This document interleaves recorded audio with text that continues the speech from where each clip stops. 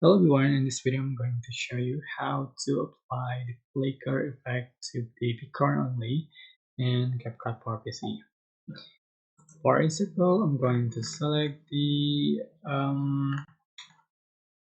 image photo and I'm just going to add a flag, select my club and select the flicker effect. Just put it version in the same lane with the effect and then select the clips and right click and create component clip. Go to media and add the same photo, put on top another clip which is the overlay,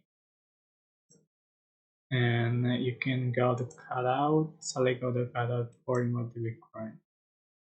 So this is the final effect. You can also add audio, text, sticker effect and anything you like. Right. I hope this tutorial was helpful for you guys. Don't forget to like, comment, share, and also subscribe.